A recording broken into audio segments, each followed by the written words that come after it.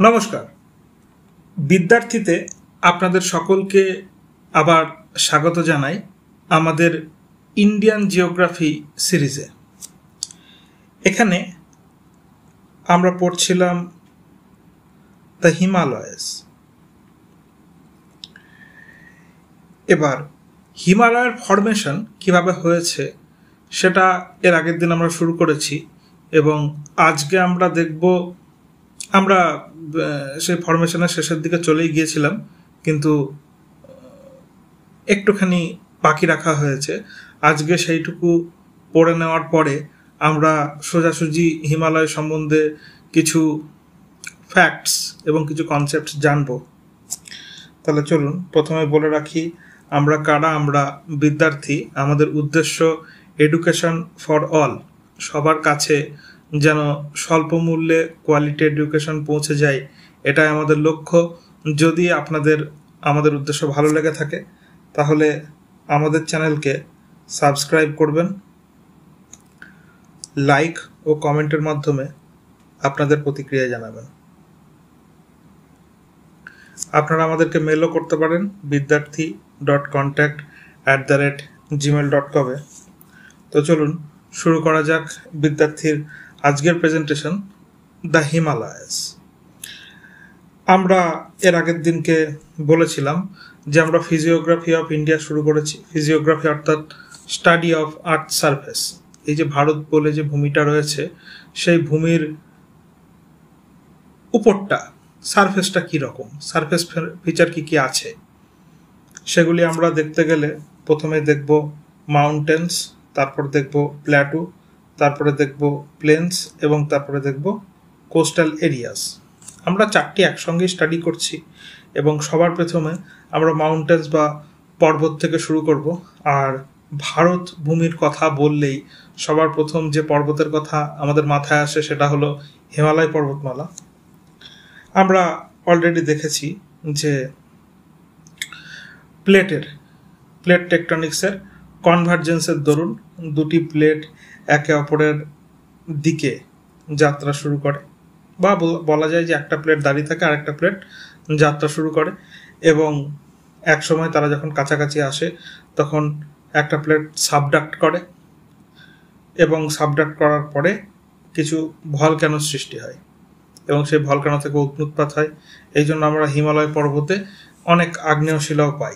Volcano থাকার জন্যই সেখানে ইগনিয়াস রক থাকবে, পাওয়া গেছে হিমালয়তে। এবার তারপরে আমরা মোটামুটি এগুলো সবই দেখেছিলাম যে কীভাবে গোন্ডওয়ানা ল্যান্ড থেকে ইন্ডিয়া আস্তে আস্তে এসে, ঠিক আছে। সবার প্রথমে এই যে মাঝখানে জিওসিনক্লাইনাল ডিপোজিটগুলি ছিল, এগুলি কি? এগুলি হলো জিওসিনক্লাইনাল ডিপোজিট।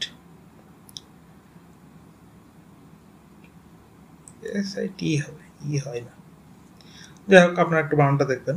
এবার জিওসিনক্লাইনাল ডিপোজিটে আমরা যদি প্রেসার ক্রিয়েট করি, আমরা যদি এদিক থেকে প্রেসার দিই এবং এদিক থেকে প্রেসার দিই, তাহলে কি হবে? জিওসিনক্লাইনগুলি আমরা যদি এরকমভাবে বলার চেষ্টা করি, এই যদি জিওসিনক্লাইন হয় তাহলে প্রেসার পড়লে এরকমভাবে ফোল্ড হয়ে যাবে, আরও বেশি প্রেসার পড়লে এরকম দুটো ফোল্ড হয়ে যাবে। এখানে ঠিক বোঝানো যাচ্ছে যে এরকম ছিল, এবার দুদিক থেকে আমি চাপ দিচ্ছি, ফোল্ড হয়ে যাচ্ছে না, তো এরকম একটা ফোল্ড হয়ে গেছে। এবার এরকম একটা ফোল্ড হয়েছে না চারটে ফোল্ড হয়েছে, সেইটা নিয়ে আমরা আগের দিন বলার চেষ্টা করেছিলাম যে মেনলি জিওসিনক্লাইনাল যে ডিপোজিট সেটাই ফোল্ড হয়ে 4 ফোল্ড মাউন্টেন তৈরি হয়েছে, যেটি হলো হিমালয়। আজকে আমরা সেই ধারণাটাকে একটু চ্যালেঞ্জ করব। এইরকম ধারণাটাকে বলা হয়, কি বলবো, জিওসিনক্লাইনাল অরিজিন অফ হিমালয়, বা ইহাকে দিয়েছিলাম হাল অ্যান্ড ডানা, এই দুটি বিজ্ঞানী। আমি পরে নাম বলে দেবো, চাপ নেই, ওর পরীক্ষার জন্য অত ইম্পর্টেন্টও না। এবার আমরা দেখেছিলাম কি, যে হিমালয় এসে সোজা এক জায়গায় ধাক্কা মারে, ভারতবর্ষের এক জায়গায় ধাক্কা মারে, সেই জায়গাটার নাম কি? নাঙ্গা পর্বত। এবং ধাক্কা মারার পরে বাকি অংশটুকু এইভাবে গিয়ে এইভাবে জুড়ে যায়। আমরা বুঝতে পারলাম? তাহলে প্রথমে এসে এইভাবে এসে ধাক্কা মারার কথা ছিল, এইভাবে এসে ধাক্কা মারার কথা ছিল, কিন্তু এরকম হয়নি। ঠিক আছে, ও আসছিল এইভাবে, দিয়ে এরকম লেগেছে, দিয়ে বাকি অংশটুকু এরকম করে আটকে গেছে। তার মানে এটাকে কি বলা যাবে? ডোর শাট মেকানিজম। বেশ, আমরা আগের দিন এগুলো সবই দেখেছিলাম। এবং তারপর ভারতবর্ষের তৈরি হওয়া দেখি। এবং এই যে এইখানে ভালো করে আমরা দেখতে পাচ্ছি যে দুটি কন্টিনেন্টাল প্লেট, এই 1 নম্বর এবং 3 নম্বর, এই তিনটি হলো, এই দুটি কন্টিনেন্টাল প্লেট, এবং 2 নম্বর মাঝখানে যেটি ছিল সেটি হলো ওশানিক প্লেট। ওশানিক প্লেটটা সম্পূর্ণ সাবডাক্ট হয়ে গেছে। এই যে আপনারা দেখতে পাচ্ছেন এখানে সাবডাকশন চলছে। Subduction, SUBDUCTION. Here we can see the subduction is going on.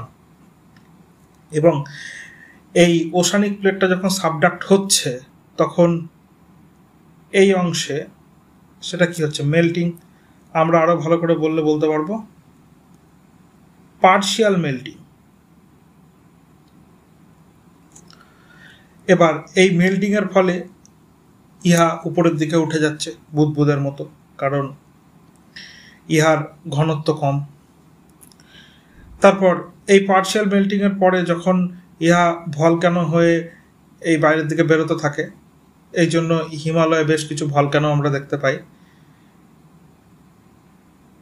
এবার এই যে মাঝখানে এইখানে কি বললাম, এটা জিওসিনক্লাইনাল ডিপোজিট। তো এই জিওসিনক্লাইনাল ডিপোজিটগুলি একটি এরকম ভাঁজ হয়ে একটা ভাঁজ তৈরি হয়েছে। আমরা মনে রাখবো এর ফলে এখানে যে ফোল্ড মাউন্টেন তৈরি হয়েছে, এই ফোল্ড মাউন্টেনটা এরকম তিনটি না, এই একটি প্রথম ফোল্ডটা এইভাবে তৈরি হয়েছে। বললাম না, আজকে আমরা ওই থিওরিটাকে একটু চ্যালেঞ্জ করব। এবং ইহাকে বলা হয় ট্রান্স হিমালয়, বড় হাতে হবে।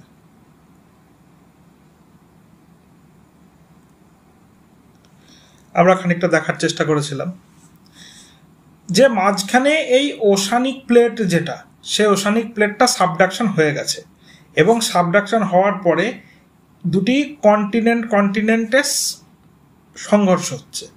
একটি কন্টিনেন্টাল প্লেটকে আর একটি কন্টিনেন্টাল প্লেট ধাক্কা মারছে। আমরা বুঝতে পারছি এভাবে ধাক্কা মারছে, এবং ধাক্কা মারার পরে কি হবে? দুদিকে এরকম, দুদিকেই ভাঁজ হয়ে যাবে। দুদিকে দুটি শক্ত জিনিস ধাক্কা মারছে এবং কেউ কাউকে আর কি সাবডাক্ট করাতে পারছে না। তাহলে কি হবে? কিছুক্ষণ পরে আমরা দেখব এই এলাকা দিয়ে একটা কাট সৃষ্টি হবে, এই এলাকা দিয়ে একটা কাট সৃষ্টি হবে, দিয়ে এই অংশটুকু এরকম উপরের দিকে উঠে যাবে। তারপর আবার এই অংশ থেকে কাট সৃষ্টি হবে, আমরা দেখাচ্ছি একটু পরে আরো ভালোভাবে। তারপরে এই অংশটুকু আবার উপরে উঠে যাবে। তারপরেও এই অংশে কাট সৃষ্টি হয়েছে, এটা আস্তে আস্তে উপরের দিকে উঠছে। আর এই অংশের শিলা অনেক বেশি শক্ত থাকায় এখানে আর কোনো কাট সৃষ্টি হয়নি, এখানে ভাঙেনি। ইহা কি হয়েছে? ইহা একটু উঁচু প্ল্যাটু রিজিয়ন তৈরি হয়েছে। কি প্ল্যাটু? টিবেট প্ল্যাটু, তিব্বত মালভূমি। ইহা পৃথিবীর মধ্যে সব থেকে উচ্চতম মালভূমি, একে পৃথিবীর ছাদও বলা হয়। তাহলে আমরা একটু ভালোভাবে এই ছবিটা আঁকার চেষ্টা করি। আমরা দেখছি যে একটা প্লেট এবং আরো একটা প্লেটের সংঘর্ষ হচ্ছে,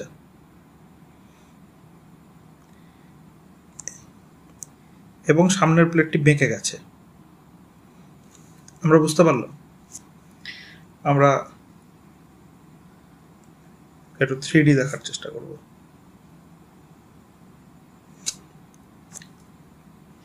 এবার সবার প্রথমে এখানে একটা মাউন্টেন সৃষ্টি হয়েছে।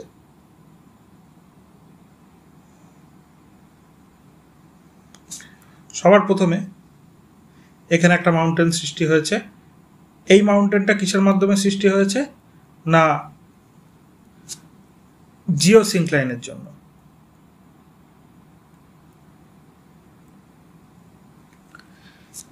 এই মাউন্টেনটাকে আমরা কি বলবো? ট্রান্স হিমালয়।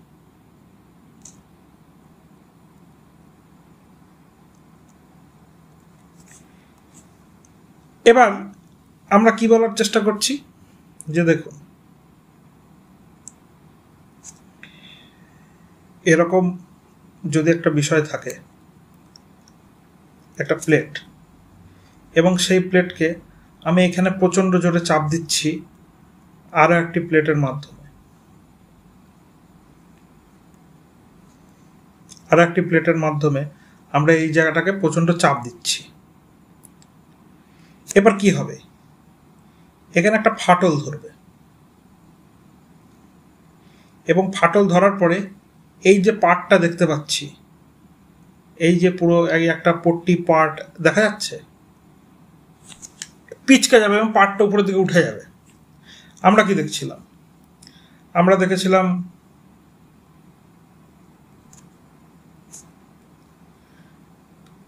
যে এরকম একটা পার্ট রয়েছে,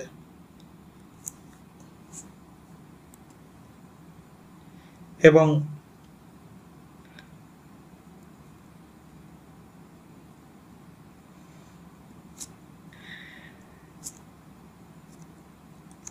এরকম ভাবে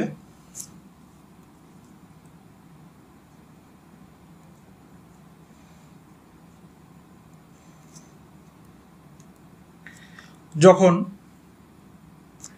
দুপাশে এই প্লেট দুটি যাত্রা শুরু করেছে, যাকে বলা হয় ডাইভারজেন্স, এই দুটি এরকম একে অপরের থেকে দূরে যাচ্ছে, তাহলে মাঝখানে যে অংশটা কি হবে? সেটা সেটেল করবে, সেটা নিচের দিকে নেমে যাবে। এই বিষয়টাকে আমরা কি বলছি? গ্র্যাবেন, বা আমরা বলতে পারছি ফল্টিং। এই ফল্টিং এর ফলেই তো আমাদের রিফট ভ্যালি তৈরি হয়।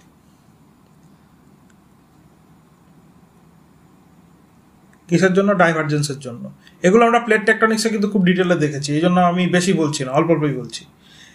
এবার এখানে ঘটনাটা কি হচ্ছে? এখানে প্লেট দুটি চাপ দিচ্ছে, একে অপরকে প্লেট দুটি খুব জোরে চাপ দিচ্ছে, ফলে কি হচ্ছে? এখান থেকে একটা পোর্শন এরকম উপরের দিকে উঠে যাচ্ছে, এই অংশটা এরকম উপরের দিকে উঠে যাচ্ছে। আর আমরা যদি এখানে ছবিতে একটু ভালোভাবে দেখার চেষ্টা করি, তাহলে আমরা দেখবো এখান থেকে কাট হয়ে কি হয়েছে, এই অংশটা এরকম উপরের দিকে উঠে গেছে। আমরা দেখবো এরকম এই যে একটা পাহাড় নোমা অংশ, এখানেও তার পাশে আরো একটি পাহাড় তৈরি হয়েছে, এবং কিছু সময় পরে আমরা আবার দেখছি এরকমই আরো একটা অংশ আবার উপরের দিকে উঠে গেছে। আমরা বুঝতে পারছি এটা এখান থেকে ভেঙে, পার্ট ভেঙে উপরে উঠে যাচ্ছে। প্রথমে দূরে সরে যাচ্ছিল, তো পার্ট ভেঙে নিচে নেমে যাচ্ছিল, এখন কি হচ্ছে? ওই চাপটা লাগার ফলে ওখান থেকে ভেঙে উপরের দিকে উঠে যাচ্ছে, মানে এত পিষ্টে দিচ্ছে ব্যাপারটাকে। এবং আমরা প্লেটের পিছনে আরো দেখতে পাচ্ছি যে আরো একটি অংশ এরকম ওঠা শুরু তো করেছে, কিন্তু সে এখনো অত বেশি ওঠেনি। এইরকম ভাবে হিমালয়ের 4টি ফোল্ড আমরা লক্ষ্য করেছি, এবং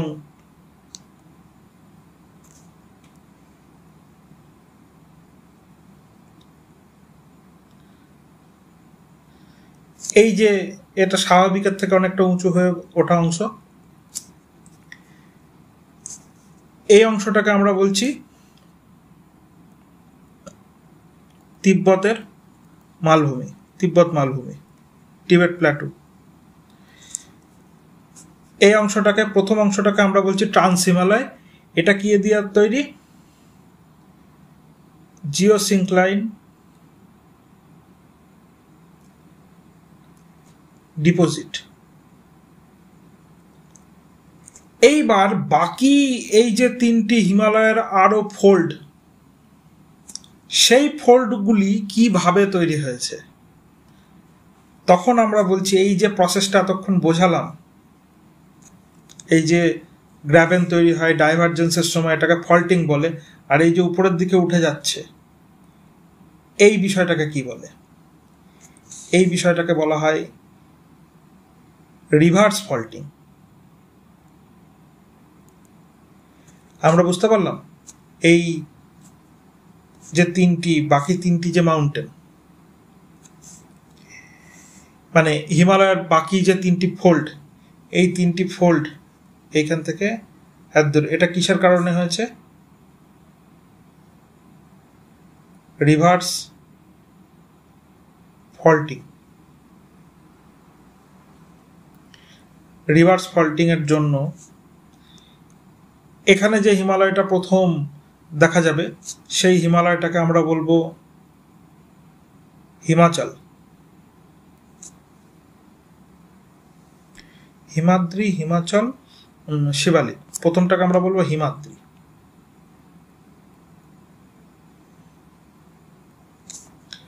সেকেন্ড যে হিমালয়টাকে আমরা দেখতে পাবো সেটাকে আমরা বলবো হিমাচল।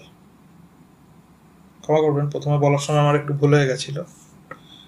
আর 3 নম্বর যে হিমালয়ের যে পার্টটি এখন সবে শুরু হয়েছে তৈরি হওয়া, সব থেকে ছোট অংশটাও আস্তে আস্তে অত উঁচু হয়ে যাবে, আমরা দেখতে পাবো না, কয়েক মিলিয়ন ইয়ার্স লাগবে। হিমাদ্রি, হিমাচল, একটা হচ্ছে শিবালিক। এবার এই হিমাদ্রিকেই আমরা ইনার হিমালয় বলি, আবার হিমাচলকে আমরা মিডিল হিমালয় বলি, আর শিবালিককে আমরা আউটার হিমালয় বা লোয়ার হিমালয় বলি। তা আমি আর এক্সট্রা নাম লিখছি না, আপনারা বইতে দেখেন, এক গাদা নাম দেওয়া আছে। এবার আমরা কি জানি যে এরপর এই শিবালিকার পর থেকে একটা এরকম নিচু অংশ দেখা যাবে, এবং সেখানে হিমালয় থেকে যত নদী আসবে তারা পলি জমিয়ে কি তৈরি করবে? Great Indian plain. আমরা পরবর্তীতে দেখব।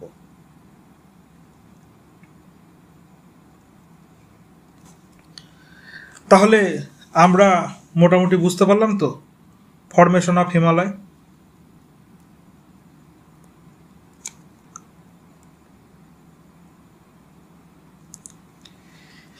কি বললাম? সবার প্রথমে গোন্ডওয়ানা থেকে আলাদা হয়েছে ভারত দিয়ে, তারপরে গিয়ে ইউরেশিয়াতে ধাক্কা খাওয়ার সময় একটা পয়েন্টে ধাক্কা মারে প্রথম, সেটা হচ্ছে নাঙ্গা পর্বত, তারপর ডোরশার্ট মেকানিজমে সেটা জুড়ে যায়, এবং সেই সময় সেখানে যে পলিগুলি ছিল সেই পলিগুলি এরকম উঁচু ঢিবি হয়ে গিয়ে কি তৈরি করে? ট্রান্স হিমালয়। এবং দেখুন তাহলে কি, যে হিমালয় আজকে, ট্রান্স হিমালয় আজকে যেখানে আছে সেখানে এককালে সমুদ্র ছিল বা নিচু জলাভূমি ছিল। সেই জন্য সমুদ্রে সেই সময় যে সমস্ত অর্গানিজম, পশু পাখি যারা ছিল তাদের কঙ্কাল সেখানে পাওয়া যাবে। তো আমরা ট্রান্স হিমালয়ে জলহস্তী, বুঝতে পারছি, তার কঙ্কাল পেয়েছি, হিপোপটেমাস। আর আমরা ভাবছি যে হিপোপটেমাস হিমালয়ের উপরে কি করতে এসেছিল? বিজ্ঞানীরা প্রথমে তো যখন কঙ্কাল পাওয়া গেছে তখন মাথায় হাত, যে বেটা হিপোপটেমাস এত উপরে কি করে আসলো? হিপোপটেমাস তো অত উঁচুতে থাকার কথা না। হিপোপটেমাস কোথায় থাকে? জলা জমিতে, অল্প জল, সেই সব জায়গায় থাকবে।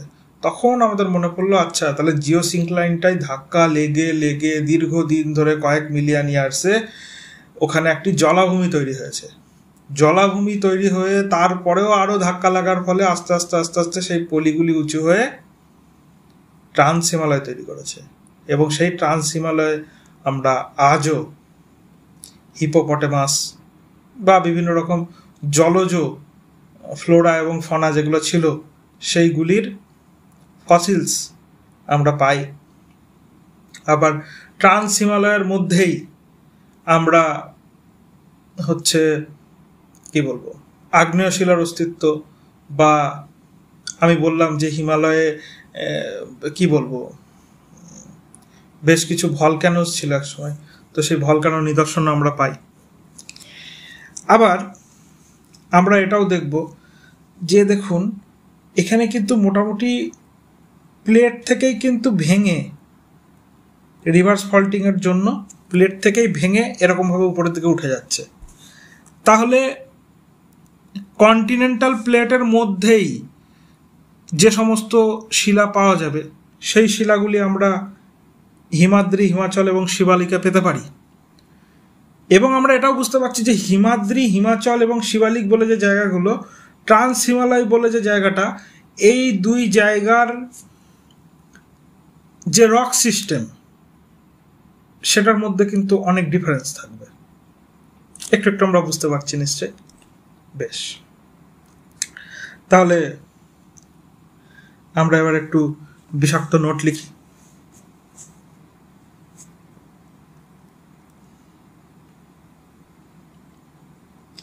হিমালয়ে কি বলবো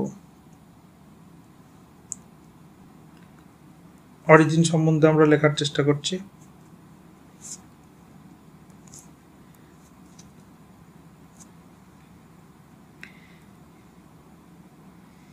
Himalayas are the youngest and loftiest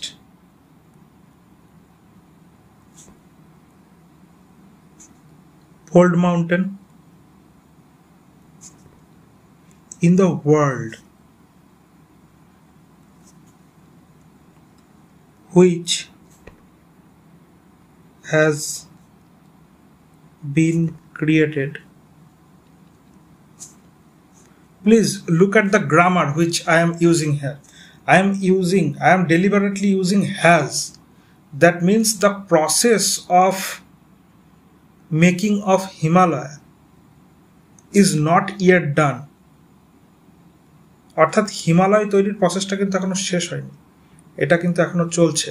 Himalaya প্রতি বছর 1 সেন্টিমিটার করে উঁচু হচ্ছে, আমাদের মনে থাকবে। বেশ, created by the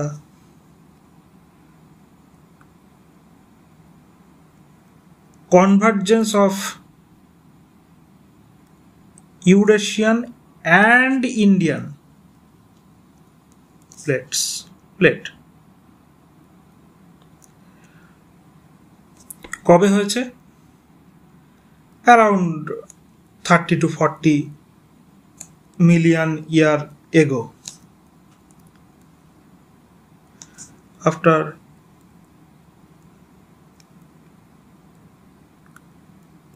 separating from Gondwana land। মনে থাকবে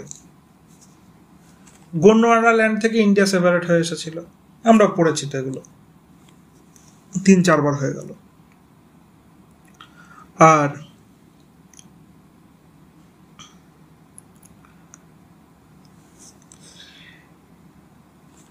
এই ধরনের এই যে ফোল্ড বিষয়টা, আমরা যেটাকে বলছি ট্রান্স হিমালয়। দেখো প্রথমে কিন্তু ফোল্ড মাউন্টেন তৈরি হওয়ার জন্য জিওসিনক্লাইনাল ডিপোজিটই দায়ী, তারপরে তো রিভার্স ফল্টিং হলো। তো জিওসিনক্লাইনাল ডিপোজিটও যদি আমরা ধাক্কা মারি, মনে হচ্ছে না কয়েকটা এরকম প্যারালাল রেঞ্জ তৈরি হতে পারে। প্যারালাল রেঞ্জ কথাটার অর্থ কি? মানে একটা রেঞ্জ এইরকম, তার পাশে আরো একটা রেঞ্জ, তার পাশে আরো একটা রেঞ্জ।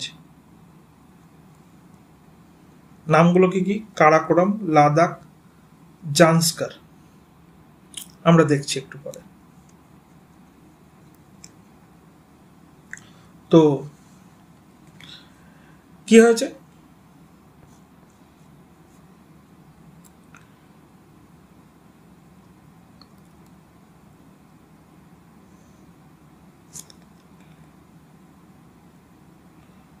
ফোল্ডিং আর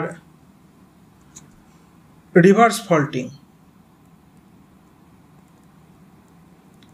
এর জন্য অনেকগুলি প্যারালাল রেঞ্জ এর সৃষ্টি হয়েছে।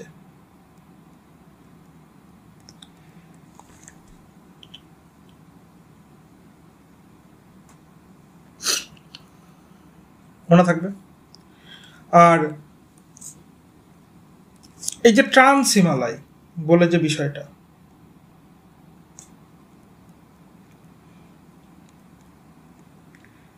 এটা কিন্তু সবার আগে ঘটেছে, রিভার্স ফল্টিং কিন্তু পরে হয়েছে, ওল্ডেস্ট। আবার এটা কি হয়েছে, কোথা থেকে তৈরি হয়েছে? টেথিয়ান জিওসিনক্লাইন। আমরা বুঝতে পারছি তো যে টেথিস সাগরের জিওসিনক্লাইন এখানে পলি। এবার এই জন্য এই হিমালয়কে একটা নামে ডাকা হয়, সেটা হলো টেথিয়ান হিমালয়। আমাদের মনে থাকবে।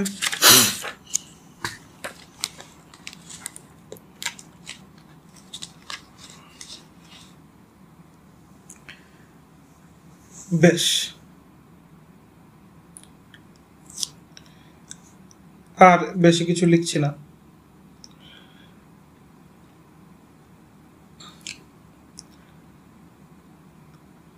আর তার পিছনে যে তিব্বত প্ল্যাটোটা তৈরি হয়েছে, ওগুলো সবই তো বললাম।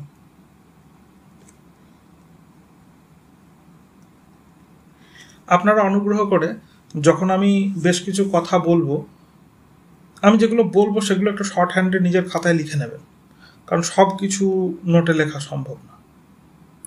মানে কয়েকবার রিভাইজ করার পরে প্রচুর জায়গা থেকে প্রচুর রকমের ইনফরমেশন কালেক্ট করে সেগুলো মনে রেখে আমি নিজের মতো একটা তৈরি করে সেটা কখনো কখনো দেখি, কখনো কখনো নিজের থেকে আরও যদি কিছু মনে পড়ে সেগুলো আপনাদের বলার চেষ্টা করি, যতটা সহজভাবে হয় এবং যতটা পরীক্ষার জন্য ইম্পর্টেন্ট ততটা।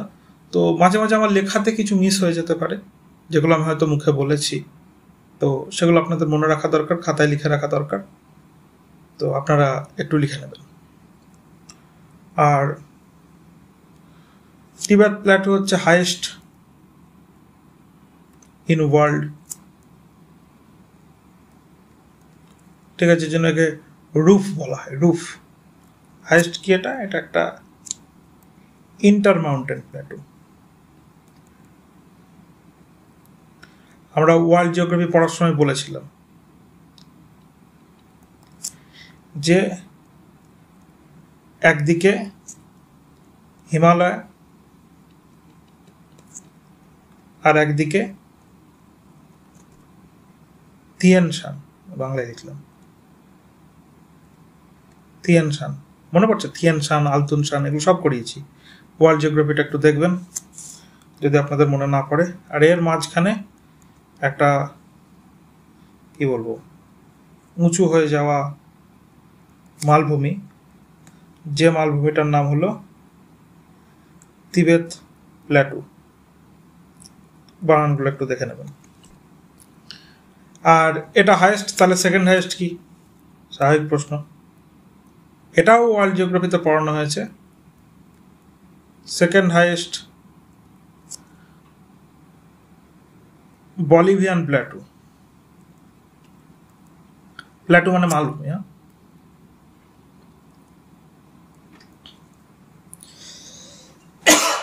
আশা করি আপনাদের ভোকাবুলারি বেশ উন্নত হয়ে গেছে। আর কয়েকদিন আমাদের সঙ্গে আপনারা চললে আপনাদের ভোকাবুলারি আরো উন্নত হয়ে যাবে। এবার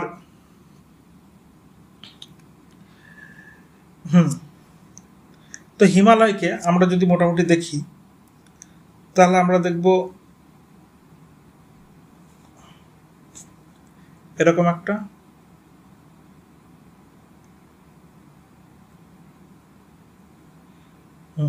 এরকম একটা আপনারা দুটো নদী দেখতে পাচ্ছেন। নিজেদের অ্যাটলাসে খুঁজবেন, যদি আপনারা অ্যাটলাস নিয়ে বসে থাকেন। যদি না বসে থাকেন, আমাদের তো লাগে 2-3টে ফিলিমস অ্যাটলাস নিয়ে বসতে, তা আমি অপেক্ষায় আছি আপনাদের। আবার আপনাকে এখান থেকে শুরু করতে হবে, আমার লেকচার তো থাকবেই, আপনারা বারবার দেখতে পারেন। একটা হলো ইন্দাস রিভার, আচ্ছা বাংলা চাই, সিন্ধু নদী।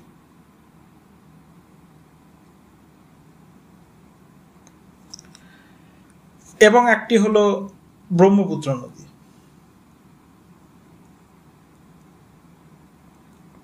এবার ব্রহ্মপুত্র নদী হলে এই জায়গায় তো ব্রহ্মপুত্র নদীর নাম না, এই জায়গায় কি নাম, একটা কঠিন নাম আছে, ইয়ারলুং জাংবু দেখবেন আছে।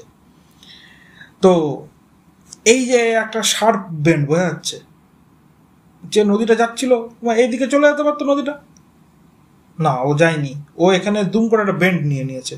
এই ধরনের বেন্ডকে বলা হয় সিনট্যাক্সিয়াল বেন্ড।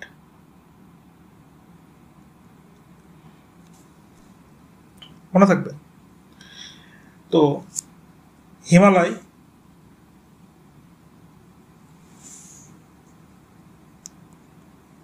অন্য কালি দিয়ে করি, যে এরম একটা ব্যাপার, এরম একটা ব্যাপার,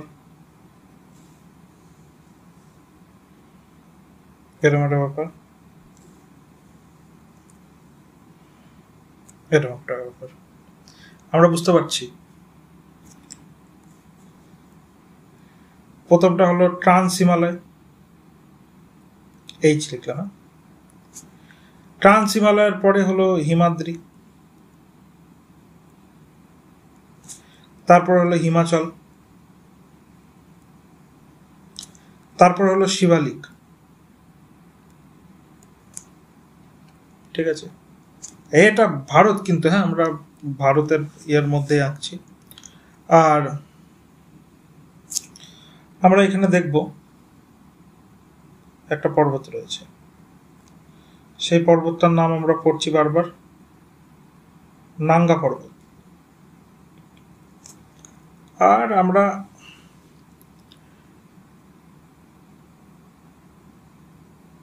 এরকম জায়গায় আর একটি পর্বত দেখব, এই পর্বতটির নাম হলো নামচা বারোয়া।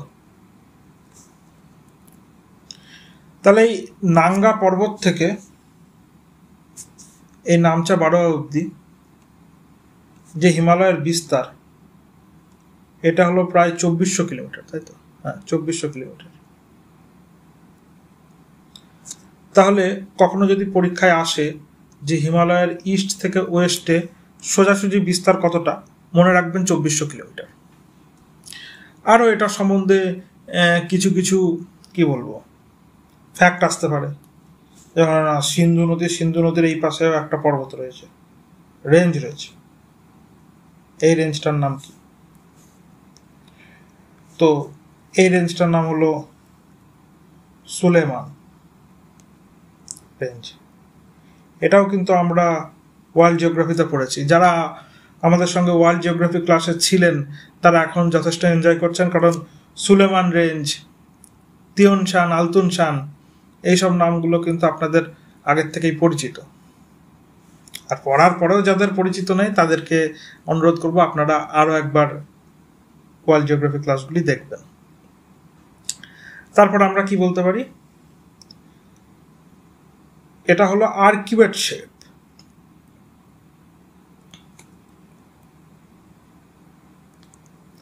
আর্কিউয়েট শেপ মানে কি ধনুকের মতো।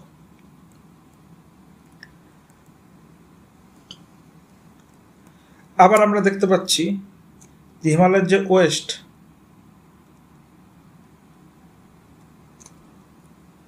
ওয়েস্ট সাইডটা অনেক ব্রড, আমরা দেখতে পাচ্ছি মানে এই দিকটা তুলনামূলকভাবে অনেক বেশি মোটা, এই দিকটা অনেক কম মোটা। তো ওয়েস্ট সাইড অফ হিমালয় এটা হচ্ছে অনেক ব্রড, আর ইস্ট সাইড অফ হিমালয় এটা হলো ন্যারো। ন্যারো মানে কি? সরু, একটু সরু, এদিকটা মোটা এদিকটা সরু, আর এরকম ধনুকের মতো আকৃতির। এবার তাহলে ধনুকের একটা কনভেক্স থাকবে, একটা কনকেভ থাকবে। তাহলে ধনুকের কনভেক্স টুয়ার্ডস ইন্ডিয়া আর কনকেভ টুয়ার্ডস চায়না। এই যে ইন্ডিয়ার দিকেই তো এই কনভেক্স, এই দিকটা কোন দিকে? ইন্ডিয়ার দিকে। আর কনকেভ কেন বলা হচ্ছে? এইরকম ধনুকের মতো। তাহলে এই দিকটা কি? কনকেভ। এটা কি? চায়না। আর এটা হচ্ছে ইন্ডিয়া। দেখতে পাচ্ছি আমরা হিমালয়টা। আবার এই সাইডেও দুটো পর্বত রয়েছে, একটা হলো আরাকানিয়মা, একটা হলো পেগুইয়মা। এটা আপনারা আপনাদের অ্যাটলাসের মায়ানমারের যে ম্যাপ, সেই ম্যাপে পেয়ে যাবেন। আর কি বললাম, ব্রড বা ওয়াইড অ্যাট দ্য ওয়েস্ট আর ন্যারো অ্যাট দ্য ইস্ট। তাহলে এর পরের দিন আমরা ডাইরেক্টলি ম্যাপে ঢুকে যাব এবং ভারতবর্ষের কোন রাজ্যে হিমালয়ের কি বিস্তার, নেপালে কি বিস্তার, এগুলি সম্বন্ধে আমরা অনেক ডিটেল ডিসকাশন করব। আজকেই করা যায়, তবে অলরেডি দেখা যাচ্ছে যে 35 মিনিটের উপরে হয়ে গেছে। তো সেগুলো ডিসকাস করতে আরও মোটামুটি আধ ঘন্টা 45 মিনিটের বেশি সময় লাগবে। তারপর আমরা মাউন্টেন পাসেস পড়ব, তারপর আমরা হিমালয়ের চ্যাপ্টার ক্লোজ করে আমরা দক্ষিণ ভারতে যাব। দক্ষিণ ভারতে সমস্ত মালভূমি, পর্বত, কোস্টাল লাইন, কোন কোস্টাল লাইনের কি নাম, এগুলো সব পড়ার পরে আমরা ড্রেনেজ সিস্টেমে ঢুকবো। জিওগ্রাফির চেষ্টা করব। দেখুন, জিওগ্রাফি ঠিকঠাক করে যদি পড়তে হয় তাহলে মোটামুটি 60 থেকে 70 আওয়ার্স এর ক্লাস। আচ্ছা, এটাও আমাদের বাংলা স্টুডেন্টদের কাছে একটু নতুন, একটু আপনাদেরকে বলি। এখানে মানে কোচিং বা যাই বলুন ট্রেনিং, TRAINING, এখানে সবসময় না, ধরুন একটা সাবজেক্ট পলিটি, বলবে যে পলিটি কতক্ষণে আপনি শেষ করেন, কত আওয়ার্স পড়ান, এরকম একটা প্রশ্ন কোচিংয়ে চলে। এরকম যে এটা হলো মোটামুটি 120 থেকে 150 আওয়ার এর ক্লাস করালে পলিটি মোটামুটি হয়ে যায়। এবার 120 থেকে 150 আওয়ার মানে বুঝতে পারছেন, আমাদের ভিডিওর লেন্থ কখনো 30 মিনিট হয়, কখনো 45 মিনিট হয়, কখনো 1 ঘন্টাও হয়। তো সেই হিসাবেও যদি দেখুন তাহলে দেখুন ভিডিওর সংখ্যা কত বেড়ে যাবে, ওরকমই হবে। ঠিক আছে, আমি চেষ্টা করি তাও একটু শর্টে পড়ানো, ঠিক আছে, কোনো জিনিস বাদ না দিয়ে। তেমনি জিওগ্রাফি, এটা মোটামুটি এই ধরুন 50 থেকে 60 আওয়ার্স, মানে এটা জিওগ্রাফি বলতে ইন্ডিয়ান এর ক্লাস। এবার আপনি যদি বলেন ওয়ার্ল্ড জিওগ্রাফি, তাহলে আমি বলবো ওয়ার্ল্ড জিওগ্রাফি ওই 20 থেকে 25 আওয়ার্সের ক্লাস। তারপর ফিজিক্যাল জিওগ্রাফি। এবার ফিজিক্যাল জিওগ্রাফি আমরা অনেক ভাগে করলাম, অ্যাস্ট্রোনমি, তারপর জিওমরফোলজি, এই দুটি কমপ্লিট হয়েছে। তারপর ক্লাইমেটোলজি আমাদের শুরু হয়েছে, একটু বাকি আছে। তারপরে আসবে হাইড্রোলজি। তো সব মিলিয়ে এটাও ধরে নিন 120 আওয়ার্সের ক্লাস। ঠিক আছে। এরপরে ইকোনমিও ধরে নিন 100 আওয়ার্স এর ক্লাস। তো আমাদের যোগাযোগ এখনো দীর্ঘ সময় অবধি থাকবে। আমরা চেষ্টা করব সমস্ত ক্লাসই যতটা সম্ভব কোয়ালিটি সহ আপনাদের কাছে পরিবেশন করা, এবং আপনারা তারপরে আমাদেরকে জানাবেন আপনাদের কেমন লাগছে। আজকের ক্লাস আমরা আপাতত এখানেই শেষ করছি। আমরা আজকে কি করলাম দেখুন। আমরা আজকে মেনলি হিমালয়ের ফরমেশনের এই বিষয়টা, যে রিভার্স ফল্টিং কি জিনিস, এই বিষয়টা খুব ভালোভাবে বুঝলাম, এবং তারপরে আমরা একটু হিমালয় সম্বন্ধে লিখলাম। তারপর হিমালয়ের যে বিস্তার, সেই বিস্তার সম্বন্ধেও আমরা একটু অবগত হলাম, এবং এর পরের দিনকে আমরা ডাইরেক্ট ভারতবর্ষের ম্যাপে ঢুকবো। আমরা অলরেডি আপনাদের জন্য একটু পরিশ্রম করেছি, এবং এই হিমালয়ের বিভিন্ন পার্টগুলি, এই যে এই ছবি দুটি শেষ অবধি মানে আমরা আপনাদের পিডিএফে এই ক্লাসের সঙ্গে এই ছবি দুটি আপনারা পেয়ে যাবেন, কিন্তু এখন দেখবেন না, বা একবার এই যে মাউন্টেনগুলোর নাম লেখা আছে মাউন্টেনগুলোর নাম একবার রিডিং পড়তে পারেন। খুব সহজ পড়া, অত কঠিন লাগবে না আশা করি আপনাদের।